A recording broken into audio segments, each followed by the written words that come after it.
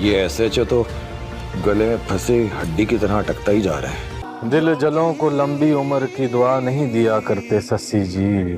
جب جدا ہونے کا فیصلہ کر ہی لیا تو کیوں اس کے زخم کھرچنا چاہتے ہو؟ میں نے فی الحال تمہیں کسی ضروری کام سے بلایا. ہم جس عذاب سے یہ عمر گزارتے ہیں یہ تو ہم ہی جانتے ہیں. ساول یار، اس دور میں کوئی ایسا عشق کرتا ہے کیا؟ میری مانو تو ایک بات کہہ کے دیکھو، ورنہ روز یوں ہی مرتے رہو. کیا ساول کو گولی لگی ہے؟ صرف ایک ہی صورت اسلم صاحب کو باعزت بری کروا سکتے ہیں. اب دل نہیں لگتا مام، آپ لوگوں نے مجھے بلا کے بہت غلط کیا. تو ٹھیک ہے، ہم دونوں US چلے جاتے ہیں. مگر پیا کو اس کا کچھ پتہ نہ چلا. لیکن ایک اور بیڈ نیوز ہے. حیرت تو اس بات کی ہو رہی ہے کہ اس کباڑیے کی پہنچ اتنی اوپر تو ہو نہیں سکتی. پیا کا دل اب گھر میں نہیں لگ رہا اور وہ اپنی ماں سے کہے گی کہ آپ لوگوں نے مجھے یہاں بلا کر غلط کیا. بات یہاں تک پہنچ جائے گی کہ وہ اور اس کا ساتھی US جانے کا فیصلہ کر لیں گے.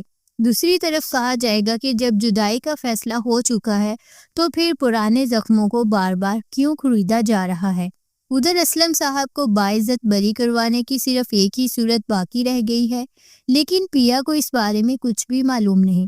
دوسری جانب یہ بات سب کو حیران کر رہی ہے کہ ایک معمولی آدمی کی پہنچ اتنی اوپر تک کیسے ہو سکتی ہے، جبکہ SHO مسلسل رکاوٹ بنا ہوا ہے اور جان چھوڑنے کا نام ہی نہیں لے رہا.